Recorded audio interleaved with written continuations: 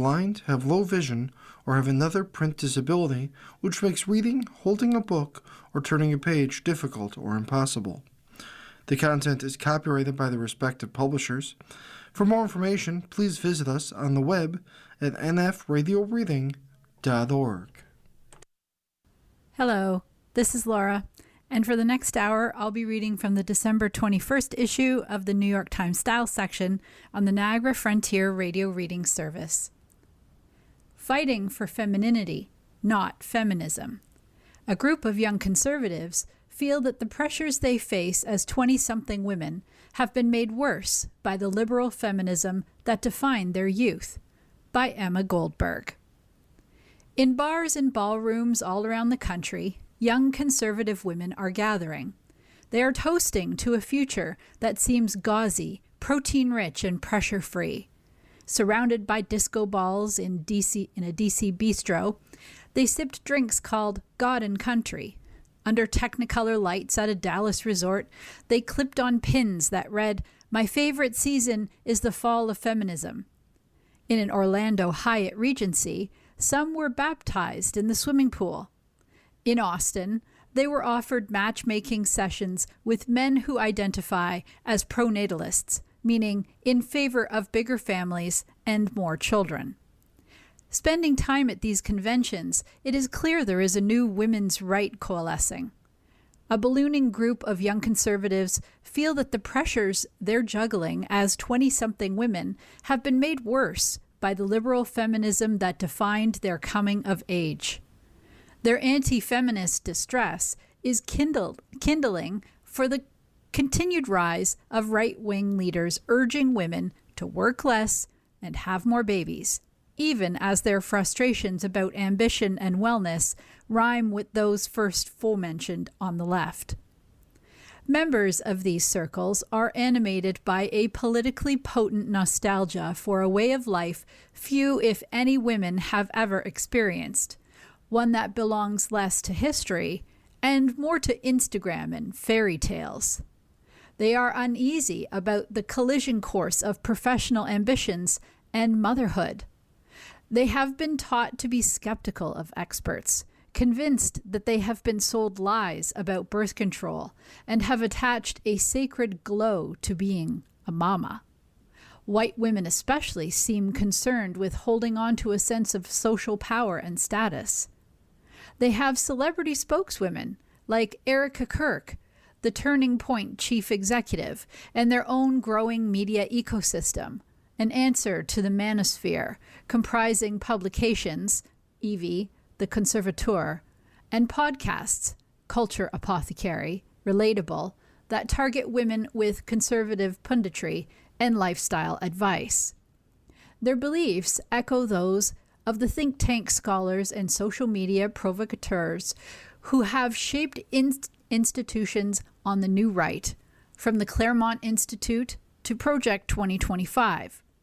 These too have emphasized a need to reverse the declining birth rate and persuade more women to stay home. That's part of their ambition, to shape these views and turn back the clock or inspire a return to traditional gender roles, said Laura Field, author of Furious Minds, The Making of the MAGA New Right, citing voices like the academic Patrick Deneen, an intellectual influence on Vice President J.D. Vance. When young women are saying that they don't want to take birth control and that the natural path is to have children and get married young, she continued, that is a reflection of these other cultural voices saying the same thing in a more intellectual vein. Catalina Boos, a college student in Arkansas who attended a Turning Point Summit in June, said she could not imagine aspiring to a career, though she wants to keep busy while she waits to meet a husband. Another young woman at the same convention said she was raised on frozen dinners prepared by a working mother, and today isn't certain she would call herself a feminist. Kate Salerno, a 28-year-old who also lives in Texas, started listening to wellness podcasts 3 years ago, threw out the Cheez-Its in her home, and felt like she walked through a doorway into a new belief system. In many of their values, these young women are tied to the ones who railed against communism in the 1950s, rallied for Phyllis Schlafly, and against the Equal Rights Amendment in the 1970s, or voted for President Trump in 2016. Today, these women are again having startling real-world effects. Influencers who use large platforms to push the Make America Healthy Again mandate of Robert F. Kennedy Jr., and everyday moms who helped shape his cause, have spread doubt about vaccines as measles outbreaks proliferate. On TikTok, users are confronted by floods of videos urging them to get off birth control pills, which doctors consider safe and effective for many. Some women said in interviews that they were taking this advice, with one saying she got pregnant within 4 months. In college classrooms, some young women say they aspire to be trad wives, the mythic figures who forego corporate life in favor of keeping house.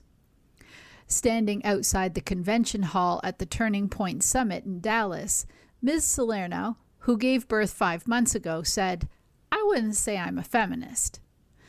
Her mother, who was next to her, jumped in to offer, "You're fighting for femininity." You could call it a backlash, but that's not exactly right. Even as today's young women on the right react against feminism, they were steeped in a culture informed by its ideas. They were raised in an era of Teen Vogue and Barbie for President. Television and movies depicted women enjoying freewheeling sex and chasing high-flying career ambitions, and a sphere of women's blogs challenged marriage and motherhood as immutable institutions. Feminist vocabulary entered the popular lexicon, even among those who didn't call themselves feminists. Many young right-wing women use it in their feminist critiques, referring to feminist waves to explain their ideology, showing they have absorbed the history they're challenging. The first waves of feminism were necessary, said Ms. Boos, the college student in Arkansas. The later ones went overboard with man-hating. It's not just in their language and styling. The interest in the tradwife lifestyle, for instance, has echoes of the anti-work sentiments that sprouted on the left during the pandemic. Beginning in 2021, there was a rush of think pieces and books. Work Won't Love You Back, The Myth of Making It, from progressive thinkers reflecting on the limits of meaning that people can derive from career ambition. Wisps of that anti-work notion can now be seen in the right's celebration of stay-at-home mothers. 2 days after Roe v. Wade was overturned, Mr. Vance, not yet vice president, wrote on X, "If your worldview tells you that it's bad for women to become mothers, but liberating for them to work 90 hours a week in a cubicle at the New York Times or Goldman Sachs, you've been had." In Dallas, 27-year-old Callie Shaw said she felt firmly that her role models weren't women in pantsuits. "I'm the product of the generation that said the future is female," Ms. Shaw said. The product of that movement, women like me, realized that climbing the corporate ladder isn't that fulfilling. As women's rights activists and historians have seen many times before, young women are finding it cathartic to blame feminism for failing to solve the problems it named. Mischaracterizing feminist messages as having been false promises of total satisfaction, which I guarantee you is not a feminist promise, is a way of working to behave as though feminists lied to you, said Rebecca Traister, author of All the Single Ladies, about unmarried women as a political force.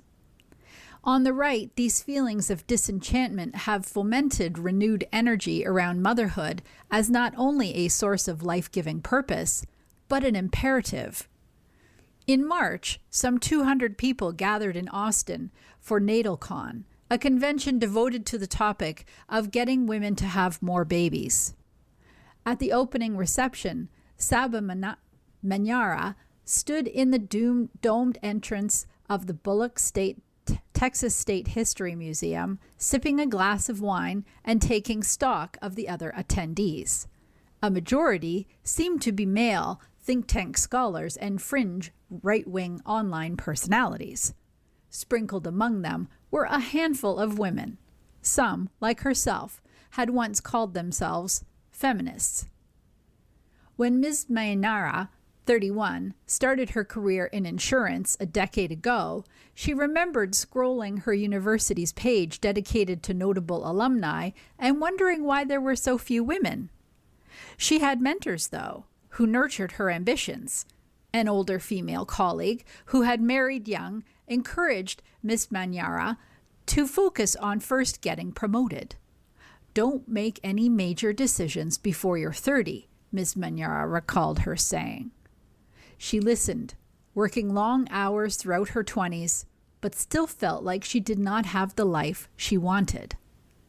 The path to starting a family seemed really difficult, Ms. Maynara said. I felt a bit let down by mainstream feminism.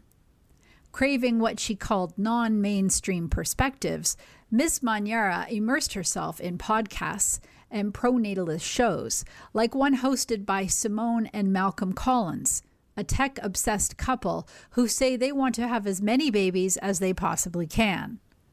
When she heard they were speaking NatalCon this spring, she flew out to Austin. In the audience at the convention, she listened to charismatic pundits and influencers who offered a seemingly simple answer to the profound dilemma of how to balance work and family, which was not to think about work at all. The pronatalist movement has brought together a far-reaching coalition that includes conservative Christians like Mr. Vance, who want to put the family back at the center of American life, and technologists like Elon Musk, who worry about how the falling birth rate will affect the workforce. NatalCon also featured speeches from far-right provocateurs, like conspiracy theorist Jack Posobiec, who told the overwhelmingly white crowd that women need to have more babies to protect Western civilization, which he warned was not replacing itself.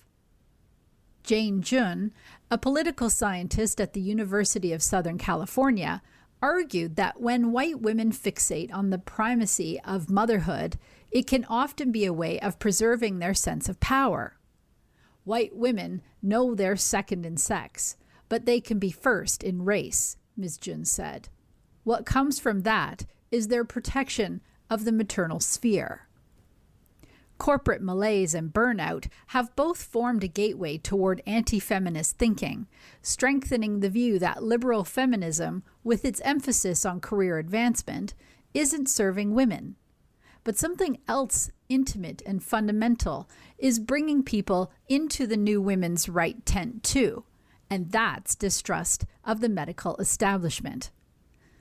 Many of these women started listening to wellness influencers like the Turning Point podcast host Alex Clark because they had burning questions about their own bodies. What kitchen ingredients could be causing inflammation? Can taking birth control pills affect fertility?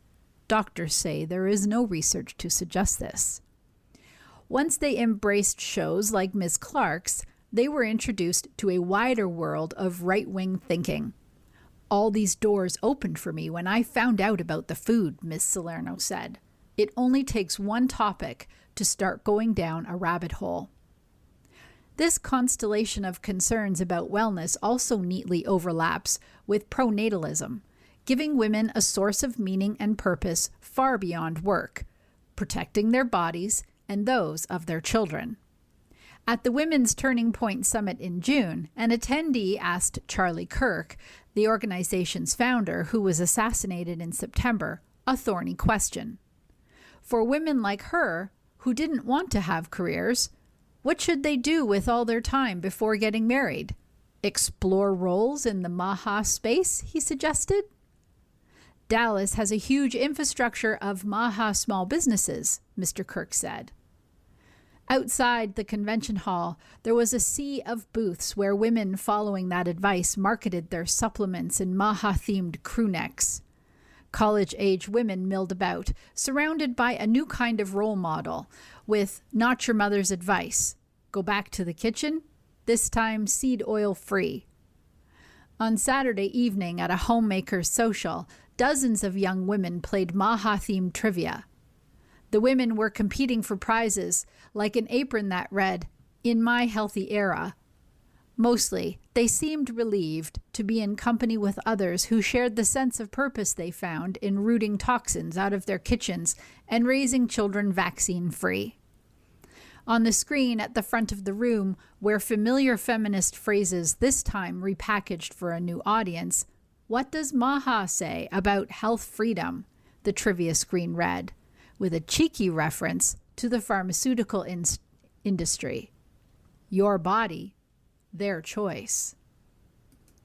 You are listening to a reading of articles and features from the New York Times Style section on the Niagara Frontier Radio Reading Service. The young people fixated on who gets to work in America. For some Gen Z conservatives, H-1B visas are a hot new topic. By Nathan Taylor Pemberton. Take a quick trip through online spaces where young conservatives gather, and one somewhat clunky term is likely to appear again and again: H-1B. The characters refer to the relatively obscure immigration policy that allows up to 85,000 foreign workers to fill specialized roles in the United States every year, and it has become a hyperfixation for MAGA's youngest minds. In recent weeks, H-1B has tumbled through social media in viral posts on right-wing podcasts like The Charlie Kirk Show, and as a talking point bolstered by prominent young political commentators like Brett Cooper and Natalie Winters. In stark terms, these Zoomercons, a portmanteau gaining traction to describe Gen Z conservatives, have vilified the program as rigged and abused, a scam, perpetrated by the Republican Party's corporate-friendly wing and a rapacious Silicon Valley. Young Americans with STEM degrees, Ms. Cooper said, are getting passed up for cheap foreign labor. In a November episode of Stephen K. Bannon's podcast War Room, Ms. Winters described the idea that America needs foreign labor as the core lie propping up the H-1B program, signed into law by President George Bush in 1990 as part of a policy to encourage the immigration of exceptionally talented people to meet the country's economic needs. Nayland Haley, son of Nikki Haley, the United Nations ambassador during the first Trump administration, appeared on Fox News last month and called for a total ban on both the H-1B and legal immigration. "We need to punish companies who are not putting American workers first, who are putting foreigners first," he said. The comments created a buzz on the right in part because Mr. Haley, a 25-year-old who works in the financial industry, descends from Indian-American mother whose parents immigrated to the United States.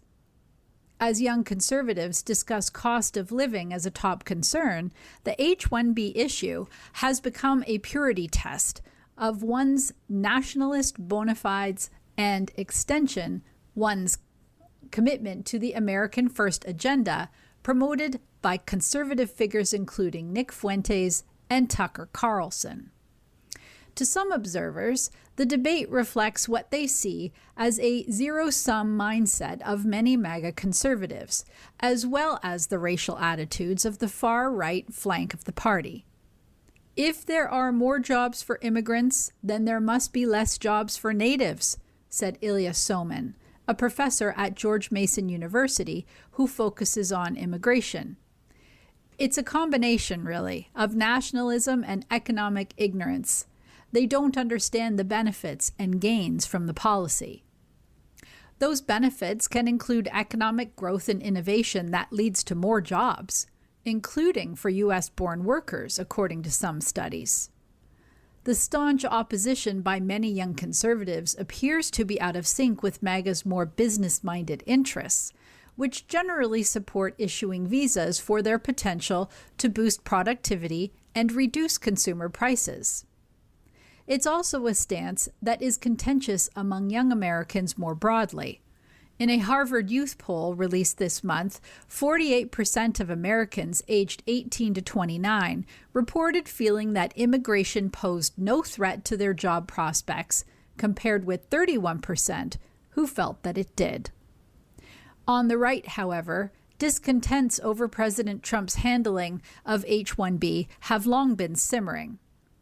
A flashpoint came last month when Mr. Trump, appearing on Laura Ingraham's show on Fox News, defended the visa. "You have to bring in talent," the president said.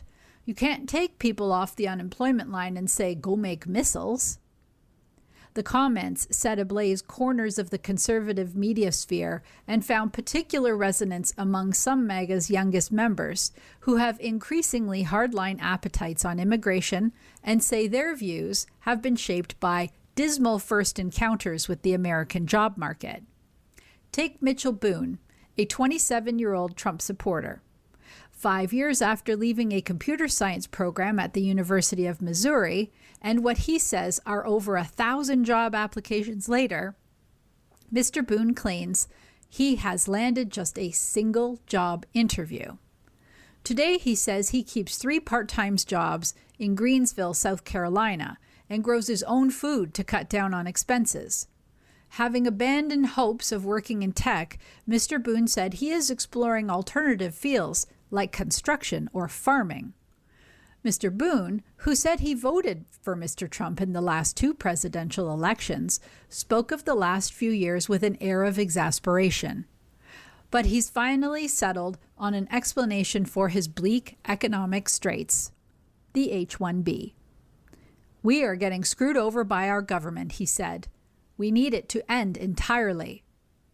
Like many young conservatives, Mr. Boone first latched on to the issue last year, learning about H-1B programming after comments by Elon Musk in support of the policy, and set off an intra-MAGA debate over foreign workers.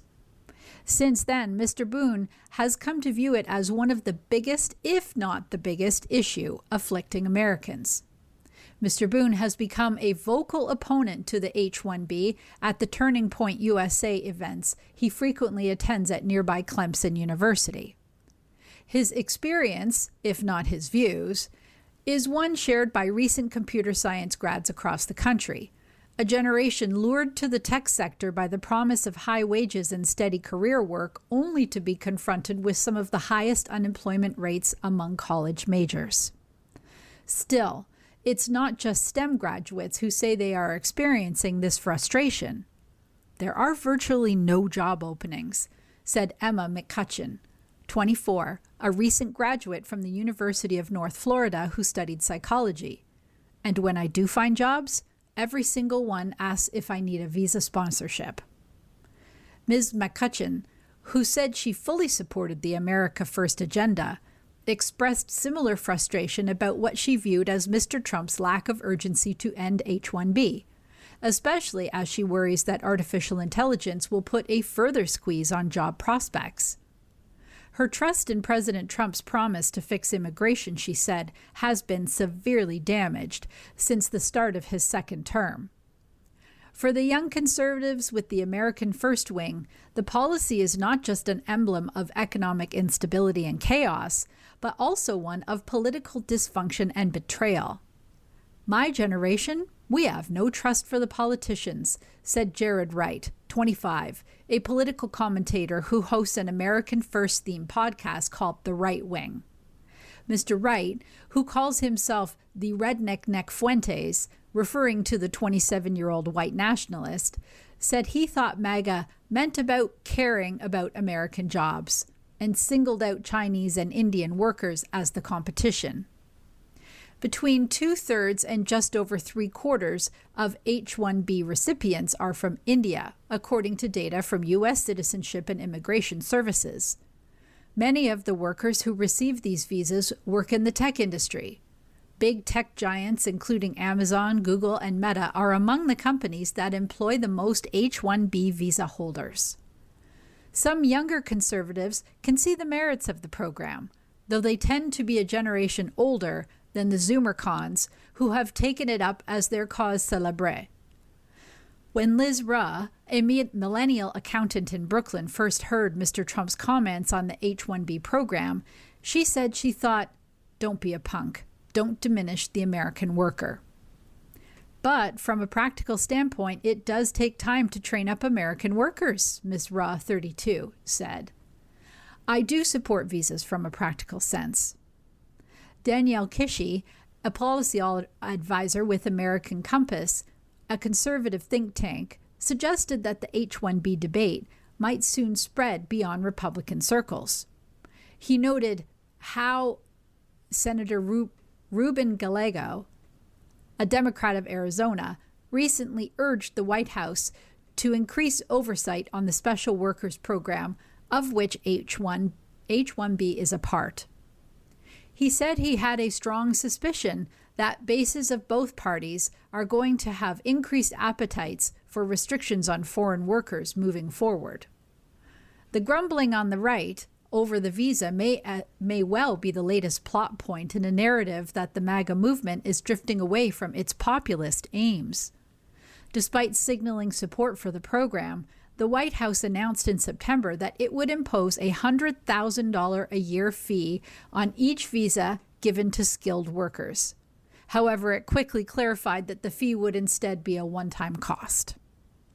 Last week, the White House announced additional restrictions on the program, saying it would block H-1B visas for tech workers involved in content moderation, a move described as enhanced vetting. In a statement on Tuesday, the White House spokesperson said that the $100,000 fee on H-1B visas was a significant first step to ensure American workers are no longer replaced by lower-wage foreign labor. This week, a coalition of Democratic attorneys general announced it was suing the Trump administration over the proposed fees.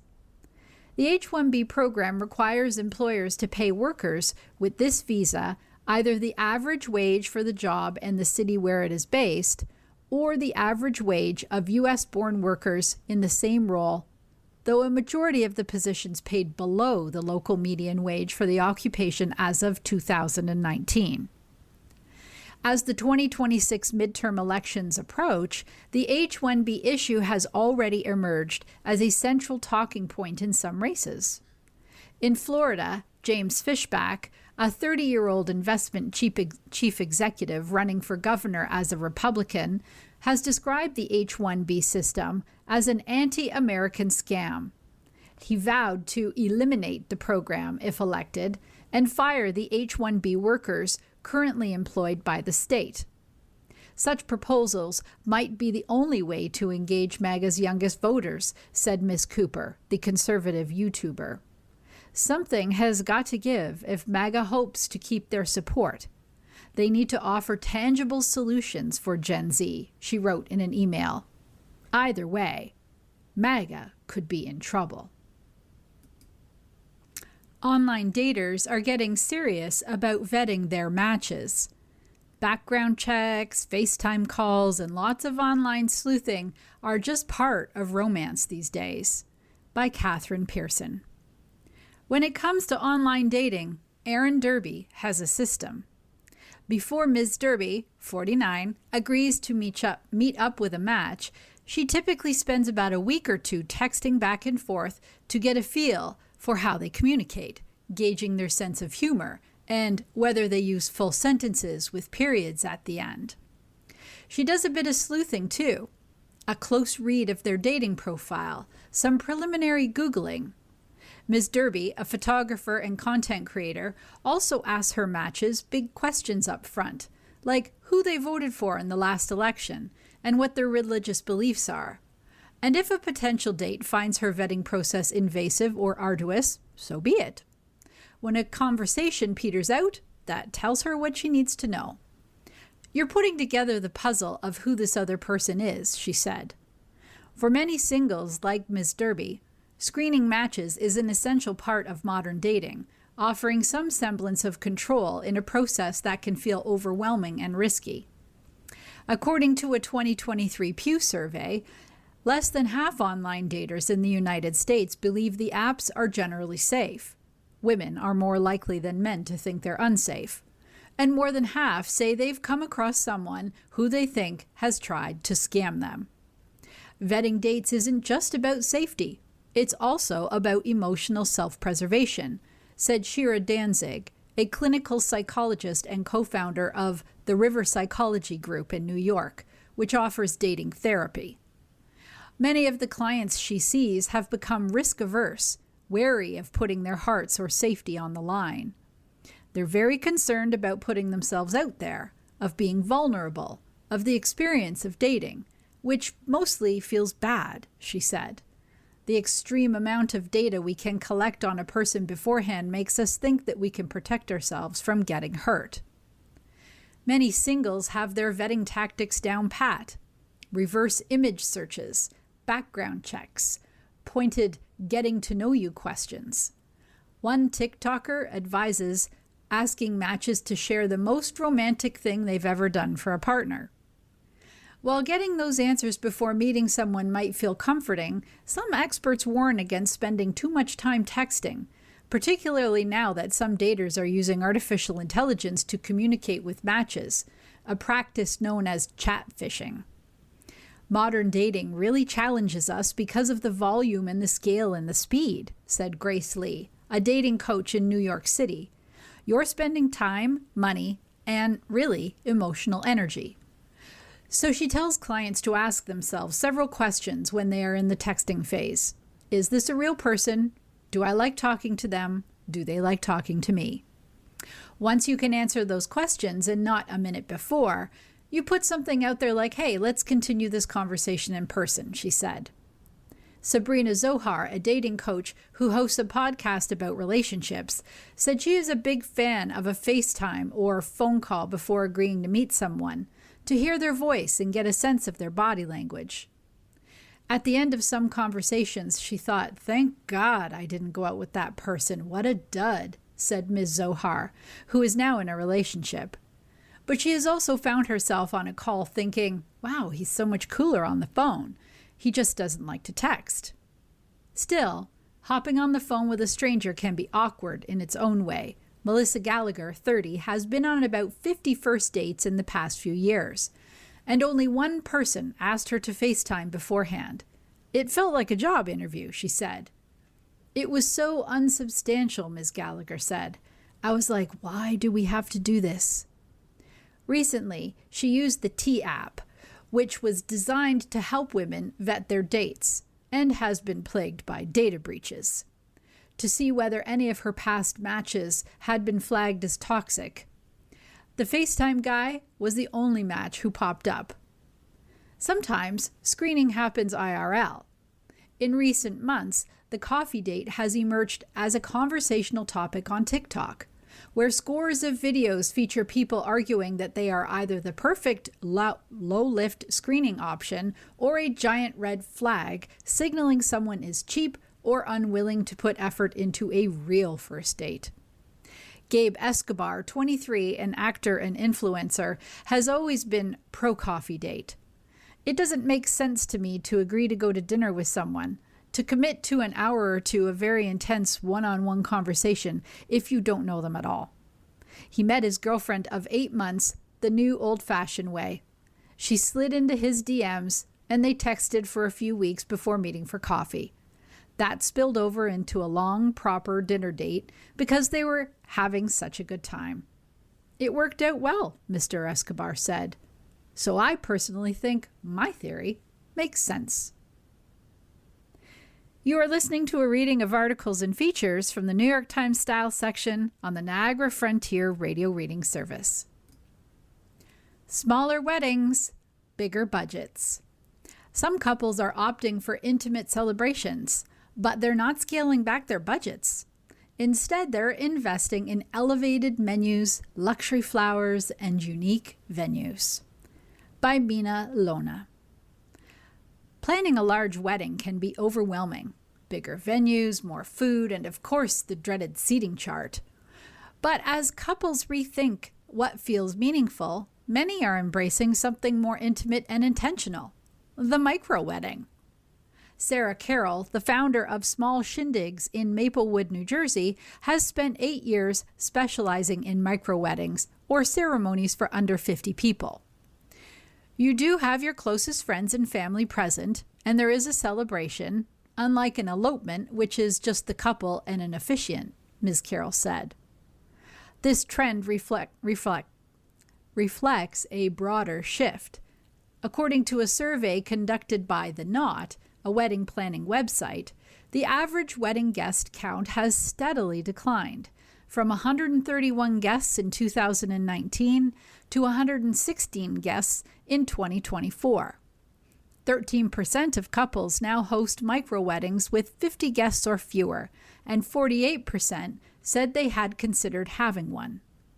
Even as the guest lists shrink, the number of vendors that couples hire has barely changed.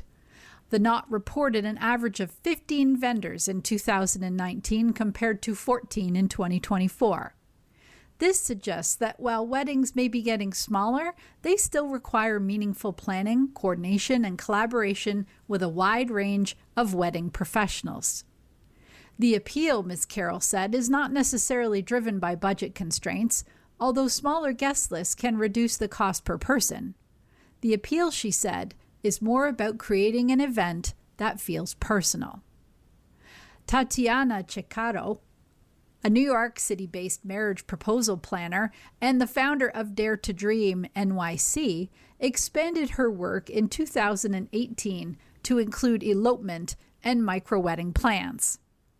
She was inspired after attending a friend's wedding that she said had way too many people. They spent twice what they had planned and ultimately weren't happy with the experience, Ms. Caicedo said. That made me think, why do couples do this to themselves? Instead of inviting 200 people and feeling overwhelmed, why not host an intimate wedding where you can actually enjoy the day and connect with every guest? Morgan Baldwin, 34, a project manager for a construction company, and Taylor Brown, 36, a quality manager for a tech company, hired Mademoiselle Events to plan their wedding and traveled from Salt Lake City to Chamonix, France, for an intimate ceremony in September. I have never really envisioned a big wedding, Ms. Baldwin said. I've always wanted to do something low-key and personal. Before their 10-person micro-wedding at a chalet they had rented for the week, the couple hiked to Lac Blanc, a nearby lake, before drawn to exchange private vows and take photos. They invited only their closest friends, a choice shaped in part by Ms. Baldwin's smaller family. The chalet became the home base for a week-long celebration filled with mountain biking, hikes, and shared meals, culminating in a ceremony at the end of the week. A smaller guest size not only allows for more connection and interaction during the wedding, but it also opens the door for prioritizing other details. A lot of clients are purely wanting to be with a smaller group, but they're going all out on every other aspect. Luxury flowers, gourmet dinners, custom decor. They're not sacrificing vision, just scale, Ms. Carroll said. Ms. Caicedo's clients spent their money instead on unique venues like luxury penthouses with rooftops or landmark buildings. Some prioritize multiple outfit changes, at times up to 4 different looks, while others focus on custom high-end menus and dinner receptions in private galleries or in other distinctive places. Micro-weddings can cost more than larger celebrations. Some of Ms. Carroll's luxury micro-weddings have had budgets around $120,000, while even an intimate 16-person gathering with elevated design and culinary experiences can cost around $30,000. By comparison, The Knot estimates that the average cost of a traditional wedding in 2024 was around $33,000 for 116 people. A smaller guest count can also expand the options for venues. Boutique restaurants, private brownstones in the city or Brooklyn, or even rooftop spaces become available, giving couples freedom to craft something truly special, Ms. Carroll said. Ms. Carroll added that couples often prioritize food and beverage as their top expense, designing special tasting menus featuring dishes that have meaning to the couple, and immersive dining experiences that create unforgettable moments for their guests. Miss Baldwin echoed that sentiment. "I'm glad we splurged on the food," she said, adding that she worked with Eat 5 Star, a private catering and events company, to curate the menu. Florals were also important to me, so we spent a lot there. Otherwise, we let the background of the chalet and Mont Blanc be the main focus. To adapt to this shift for more intimate weddings, many vendors now offer weekday options, since micro-weddings are often held on any day of the week, said Ms. Chiquedo, whose company offers customizable packages for micro-weddings. Ms. Chiquedo offers a $2,500 sunset candlelight ceremony package, which includes a 1-hour ceremony with 150 LED candles and string lights, and an $8,000 penthouse with a view option, which includes a full-day terrace rental. Couples can also add a guitarist or a violinist for $500, or a rose petal aisle for $400. For luxury-minded couples, intimate weddings allow for deeper personalization, from live artists to curated entertainment, with every detail reflecting their style and story. With fewer people, every guest is engaged and every moment is savored, Miss Carroll said. That's what makes micro-weddings so luxurious. They're not about scale, but about depth, connection, and experience. Across the ocean in Florence, Italy, House of Nine, a family-owned hospitality and lifestyle brand, exemplifies this shift with its vintage super yachts offering small couture celebrations at sea. Couture for us means total attention to detail and the ability to tailor every element to reflect the couple's unique story, said Caterina Nessi, the public relations and marketing manager for the company. From the yacht's ambience and floral arrangements to the curated menu and chosen destinations, every decision is personalized. Created by the designer, Ginevra Moretti, the experience lets couples sail to destinations like Portofino, Italy, or Saint-Tropez, France, during every meal, sunset swim, and morning coffee on the deck for an intentional moment. More and more couples are choosing meaningful, intimate experiences over large-scale events, said Ms. Nessi. When the guest list is smaller, couples can genuinely connect with everyone. It becomes a celebration that is not just beautiful, but emotionally rich and unforgettable. The era of luxurious micro-weddings is part of a broader cultural shift towards intention and connection. "The vibe of our day was amazing," said Ms. Baldwin. "We felt like we could actually spend time with everyone who came all the way to France to celebrate us. It was very low-key. We loved it." You are listening to a reading of articles and features from the New York Times Style section on the Niagara Frontier Radio Reading Service. The Revenge of the People Pleaser. Modern Love. After being assaulted, I worked for years to make myself invisible. Ryan saw me anyway. By Kimberly Falk.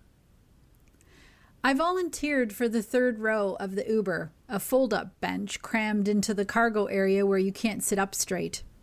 My friend Ellen had a bad knee, and I was already in a funk, so when everyone else settled into the real seats, I, the tallest of the group, folded myself into the back without protest. Classic people pleaser. With my knees pressed against my chest, I texted my boyfriend Ryan. I am currently stuffed into the third row of a Mitsubishi and can't sit up straight. No one's talking to me. I'm just back here. I am not doing well. I was 7 days into a 9-day writing residency in Halifax, Nova Scotia, nearly 1,000 miles from my home near Kingston, Ontario. The other women, all of us friends from last year's residency, chatted away while I sat behind them, invisible by choice as much as by circumstance. I was staying with my classmate Trina to save money, but I was socially and mentally drained. Ryan had been quiet all day running errands back home. Finally, he texted, "So you're going straight to dinner now?" "Yup," I replied. "I'm considering a hotel room. Maybe it's just me. I get in my head a lot, you know." We had been dating for a year, long enough for him to know my patterns of self-erasure, but not long enough for me to believe someone could love me through them. At the restaurant, with its exposed brick, warm lighting, and locally sourced everything, I felt like I was watching through shaded glass. I had felt this invisibility before and gotten good at disappearing, at fitting into myself, into whatever space people needed me to fill. But Ryan had been different from our first date. While others suggested coffee or something low-key, he had booked us into a Sherlock Holmes escape room. We've been living together for months now, but still old patterns die hard. Last month, after a tiny disagreement about groceries, my body responded as if the situation was life-threatening. I locked myself in our bathroom and hit my temples with my fists until physical pain drowned out emotional chaos. My nervous system couldn't quite believe this relationship was different. He found me shaking and held me without making me feel broken. He just loved me through it, steady and patient. Now, staring at the restaurant entrance, I suddenly saw him. Ryan was somehow here, scanning the dining room with the nervous smile from our first date. Was I hallucinating? And then he saw me, his face lighting up with relief. I stood up so quickly that my chair loudly scraped the floor, drawing startled looks from my table mates. "What are you doing here?" I said, my voice cracking with shock and disbelief. He crossed the dining room as other diners watched with idle curiosity. When he reached our table, he wrapped me in his arms, and I held on like someone drowning, breathing in the familiar scent of his body wash mixed with the faint sweetness of bubblegum. "What are you doing here?" I said again. "How are you here?" "This is Ryan," I said to my table mates, whose faces showed delight and confusion. "My boyfriend." I sat down and pulled out a chair for him. "I have something to ask you first," he said nervously. When I turned to face him, he lowered himself to one knee. Chewing his gum with intensity, hands trembling, Ryan fumbled with a small box. His eyes met mine, and I saw everything there. Love, terror, and hope all tangled in a way that made my chest ache. "So, are you going to ask me?" He blushed. "Will you marry me?" My friends erupted in gasps and whoops, but all I could see was Ryan's face, vulnerable and present. "Yes," I said, shaking my head in shock. Later, in his rental car, he said, "I've been planning this for weeks. I was driving around Halifax all afternoon trying to find you." "You said you were driving to Canadian Tire," I said. He smiled. "I was driving to the airport." We spent that night in an upgraded jacuzzi suite. In his nervous state, Ryan had booked a hotel room for the wrong date, a month in the future, so they took pity on us. The next morning, we explored Halifax like tourists, eating ice cream on the waterfront despite the June chill, lying tangled in a hammock on the boardwalk. On Saturday night, Ryan had to fly back. My 13-year-old son was with his father for the weekend, and someone needed to pick him up on Sunday. That someone was always Ryan when I was away. "I wish you could stay," I said, watching him pack. "Me too," he said, "but I'll see you tomorrow night." I spent one last night at my classmate Trina's house, then headed to the airport with Ellen on Sunday. She had changed her flight to match mine, a gesture I hadn't expected, but it turned out would be desperately needed. At the departure lounge, while charging my phone, I looked up to another surprise. Walking toward my gate was the man who had assaulted me years before. When I was 19, desperate for connection and naive about consent, this man had invited me to his apartment after a first date to watch a movie. He gave me vodka shots until the room spun, showed me crude porn as some kind of twisted foreplay, and then had sex with my barely conscious body while I stared at his ceiling fan trying not to vomit. I didn't have language for what had happened until years later. After, he asked if I was going to tell my roommates I had lost my virginity without a condom, grinning as if we had shared something special instead of an assault that would take me years to process. The story got worse. Later, when I desperately needed a place to live, having fled an untenable roommate situation, I had moved into his apartment as a platonic roommate. I was wary but had nowhere to go, and maybe I also wanted to normalize whatever we had been to each other. Those months were their own kind of hell. The filth he lived in, the way he acted like I owed him something for taking me in even though I paid rent. Now, 15 years later, he walked past me with what looked like his wife. He looked older, softer, completely unremarkable. "Ellen," I said quietly, "you see that guy in the blue shirt?" She followed my gaze. "Yes, who is he?" "That's the guy I lost my virginity to." The words felt inadequate for what had actually happened. Ellen knew the whole story. During late-night conversations at Trina's house, I had told her everything. "Cootie boy," Ellen said, her voice carrying across the departure lounge. I looked at her confused. "Cootie boy," she said again, louder, staring directly at him. His head snapped up at the sound, scanning the area until his eyes found me. I was wearing an engagement ring from a man who had flown 1,000 miles to propose to me in public. I was pursuing my master's degree. I had Ellen beside me, protective without being asked. "He recognizes you," Ellen whispered. "It doesn't matter," I said. On the plane, he and his wife sat 2 rows ahead of us. Ellen, who had worked the flight attendant to let us sit together, spoke loudly about wedding ideas and my writing successes, making sure he understood exactly who I was now. No longer the desperate 19-year-old he had taken advantage of, but a graduate student and loving partner with a support system. Someone worth protecting. As our plane descended towards Ottawa, I thought about invisibility.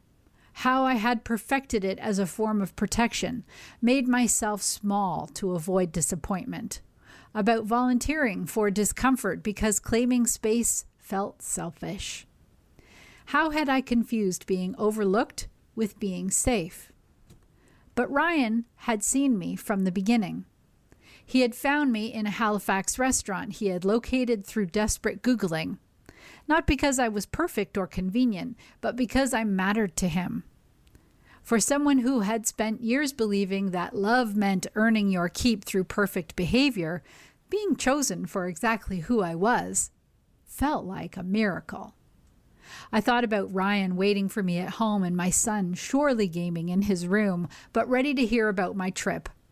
And it occurred to me that love isn't something you must earn through suffering or earn at all.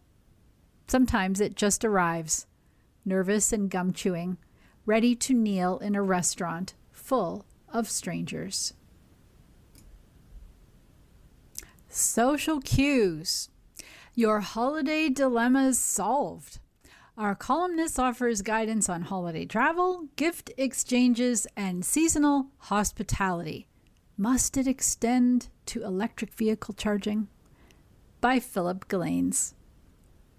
For months, we have been planning an international vacation over the holidays with close friends.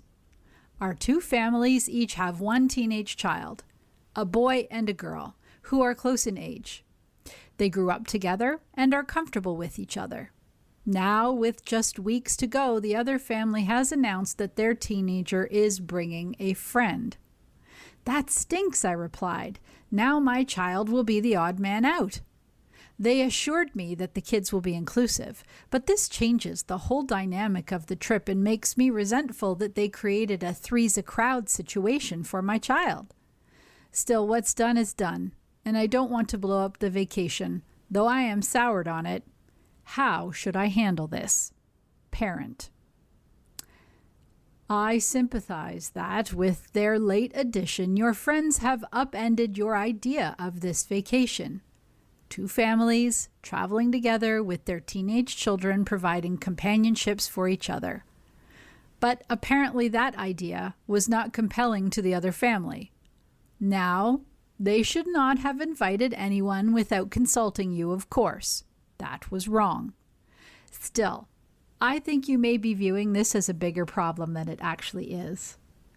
To me, the fact that the children grew up together and are comfortable with each other suggests that your friends may be right.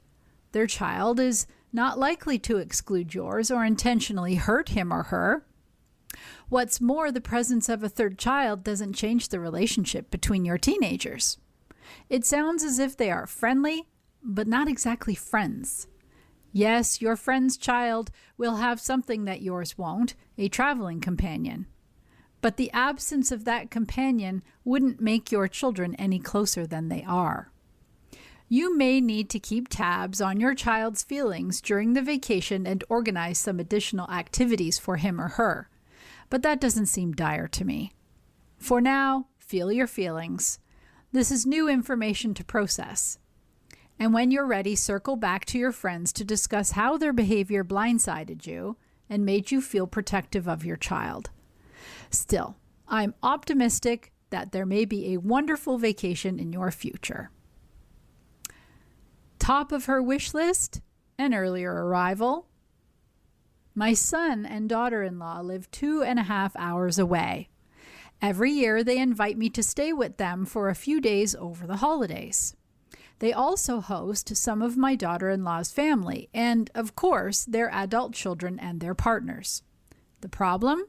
They tell me to arrive on the holiday instead of the day before, which would be more convenient for me. It's a long drive, and it prevents me from helping my daughter-in-law with preparations. When I have suggested this to my son, he holds firm about my arrival, which I suspect my daughter-in-law tells him to do. They have been married for 25 years, but I have never discussed this with her. Should I? Mother-in-law. I wouldn't. It sounds like a hectic time at your son and daughter-in-law's house. You are one of many, and you have already suggested your preferred travel dates to your son, which he refused, though you blame this on your daughter-in-law for some reason. After 25 years, I would leave well enough alone. If traveling on the day is unmanageable for you, consider arriving the day before and staying at a nice bed and breakfast for the evening. This Santa's secret, he's not into gifts. I am a happily married man who is originally from France. I love my American in-laws and embrace their traditions, but I struggle with the required Secret Santa gift exchange at Christmas. 7 adults handing out gift cards without any thought, effort, or soul. I tried to put an end to it last year, but I was met with strong resistance. Is there a way to communicate my feelings without coming across as a Grinch? Son-in-law. Having failed in your effort to scrap the gift exchange last year, let me suggest the opposite approach. Be the best darn Secret Santa you can be. Think about your recipient's interests. Talk to others about any new hobbies, and buy the most thoughtful, soulful gift you can find within price constraints. You may inspire others to try harder, but even if you don't, you will have done something wonderful. For your help with your awkward situation, send a question to socialq@newyorktimes.com. You've been listening to a reading of articles and features from the December 21st issue of the New York Times Style section. Your reader has been Laura. Thank you for listening, and happy holidays. Coming up next in the Niagara Frontier Radio Reading Service, we have the USA Today. Following that at 2 o'clock, we have episode number 7 of You Belong Here by Megan Miranda. Stay with us for these readings and more. You're listening to the Niagara Frontier Radio Reading Service, broadcasting daily readings 24 hours a day of newspapers, magazines, and books to area people who are blind or have a print disability, who are provided reading radios. Radio Readings broadcast signal is provided at no charge by WNED. Radio Reading Studios are at 1199 Harlem Road in Cheektowaga, between William and Clinton Streets. Radio Reading's website is nfradioreading.org. For more information on the Niagara Frontier Radio Reading Service, call us at 716-821-5555.